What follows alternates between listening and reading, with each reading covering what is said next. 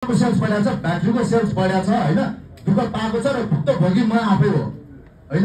यो किन भइरहेछ? जुन क्यारेक्टर स्थितिको कुरा गर्दाखेरि राम्रो गर्ने, समयमा पैसा तिर्ने त सर्वसाधारण ग्राहक हो नि। जरिवाना पर्ला भनेर दौडी तिर्नुहुन्छ। मेरो बाटो एक दिन नाग्ला भनेर दौडी पुग्नुहुन्छ। म कुपुन्डोल बस्छु, गुसिङाल तपाईँको बाटो ठ्याक्कै 200-300 मिटर पारी पुल्चोकमा गएर तिर्नुहुन्छ। अनि लोड सेडिङ भइराखेको छ, तपाईँले छैन भन्नुभयो, तपाईँ एक्लै हात उठाउनु, तपाईँले तपाईँका मञ्चमा बसेर उठाएर भएन, यहाँ पत्रकार मित्रले यहाँ फ्लोरमा बसेर उठाउनु पर्यो क्या। निभेकै छ, ल हेर्नुहोस् किन निभिरहेछ यसरी? जनतालाई यस्तो त गर्न पाइएन नि होइन। बत्ती किन निभिरहेछ र तपाईँले त्यो डेडिकेटेड जन लाइनवालाको सुन्नुहोस् न, उठाउन सक्दिनँ यो भन्नुहुन्छ होइन, उनीहरूको लाइन काट्नु सक्नुहुन्न भन्नुहुन्छ। अनि जनतालाई चाहिँ लाइन काटिदिनु, सबैको सबैजनालाई काटिदिने। आज बिहानै पनि आधा घन्टा मेरो घरमा बत्ती निभेर मेरो मोबाइलै चार्ज गर्न पाएर, बुझ्नु भएन? यो समस्या बत्ती बिना 15 मिनट निभोस्, आधा घन्टा निभोस्, ब्याकअप त चाहिने नै हुन्छ, किन्नै पर्ने हुन्छ, दुःख त पाउँछ। बत्ती जस्तो चिज कन्टिन्यू त हुनु पर्यो नि। र तपाईँले जतिसुकै होइन भने पनि यहाँ पत्रकारजीहरू हुनुहुन्छ, सबै हुनुहुन्छ, कसैले बोल्न सक्दैन होला, भन्नुहोस् तपाईँले। उहाँले हात उठाउँदै हुनुहुन्छ, ल भन्नुहोस्।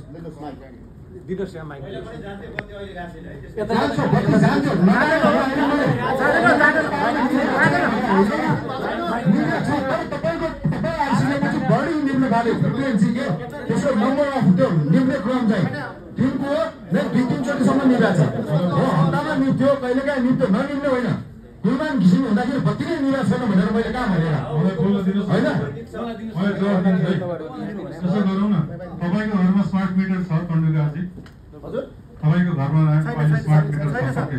स्मार्ट मिटर छैन, थाना लगायो कुपुन्डोल गुसिङगाउँ राखेको छैन होइन।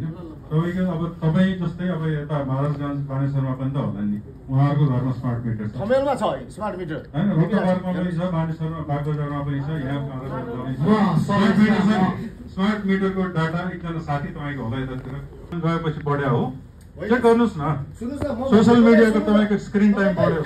पत्रपत्रिकामा आएको अनुसारले इन्डियामा आइपिएल भएको भनेर संस्करण हो यो। म आफै क्रिकेट खेलाडी प्लस क्रिकेट लभर, हरेक संस्करण हेर्छु। के हुन्छ थाहा छ? उल्टो बत्तीको कन्जम्सन घट्छ त्यो बेलामा। जस्तो उदाहरणको लागि आइपिएलको गेम भएको बेलामा म पसल बन्द गरेर घर जान्छु नि, 500 वाट मेरो पसलमा चल्थ्यो, घरमा 50 वाटको टिभी मात्रै चल्छ। इन्डियामा पनि आइपिएल हुँदाखेरि खपत बढ्ने होइन, घट्छ। उद्योग कल कारखाना त्यो बेलामा बन्द हुन्छ, सबैजना क्रिकेट हेर्छ। क्रिकेट भनेको त 50 इन्चको टेलिभिजनले कति खान्छ? 150 वाट। कारखाना चल्दा कति चल्छ? बत्ती त झन् आइपिएल चल्दाखेरि त्यहाँ कन्जम्सन घट्छ। बर्खाको सिजनमा हावाहुरीमा हाम्रो रेडियल लाइनहरू छ, ट्रान्समिसन लाइनबाट बत्ती तानेर कहाँ दूरदराज चमेलियादेखि कालीगण्डकीदेखि हामीले लोड डिस्प्याचेटरबाट बत्ती क्याटर गरिरहेको छ ग्राहकहरूलाई। सानो समय इन्टरप्सन हुन्छ, इन्डियासँग पावर ट्रेड पनि गरिरहेका छौँ। त्यस्तो स्थितिमा कुनै पनि वितरण केन्द्रको डाटाले अहिले म्यानेजमेन्ट चेन्ज भएर लोड सेडिङ थप घट हुने भन्ने वितरण केन्द्रहरूको तर्फबाट म के आश्वस्त गर्छु भने कुनै पनि स्थितिमा त्यो छैन। कुनै वितरण केन्द्रमा पनि हामीले विद्युत काटेर ग्राहकलाई दुःख दिने त्यस्तो गर्ने भनेको कुरा हामीले जागिर खाँदाखेरि गरेको पाप हुन्छ। त्यो ग्राहकहरूलाई र यहाँको सञ्चारकर्मीहरूलाई पनि हामी के आश्वस्त पार्न चाहन्छौँ भने त्यस्तो भ्रममा नजानु होला। हामी त सेवा गर्न बसेका हौँ। म्यानेजमेन्ट भनेको एउटा निरन्तर बी विथ द फ्लो भन्छ, हामी गतिमा आफ्नो गतिमा बगिरहेका हुन्छौँ।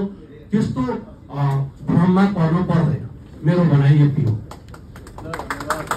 बाबुराम सुवेदी, म विद्युत प्राधिकरणमा कार्यरत छु।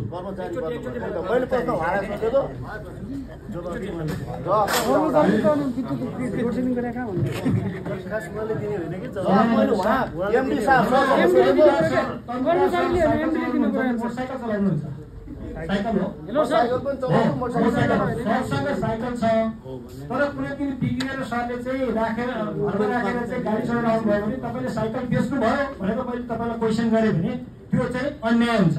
त्यस कारणले गर्दा लोड सेडिङ हुने र मेन्टेनेन्स अवधिको परिभाषा चाहिँ तपाईँले बुझ्नु जरुरी छ। लोड सेडिङ भनेको चाहिँ के हो भने सप्लाई र डिमान्डमा चाहिँ भएको डिफिसिट हो।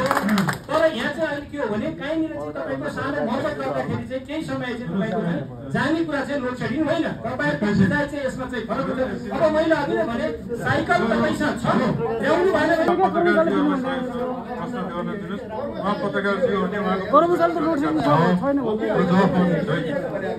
खण्डदाजी पत्रकार हुनुहुन्छ नि, उहाँले पनि अहिले हामीले प्रश्न गर्न दिइरहेको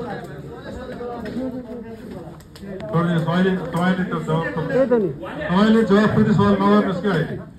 कर्मचारीले एन्सर दिने भयो भने एमडी साहब किन बोल्नु पर्यो? जिम्मेवार त एमडी साहबको हो नि दिने।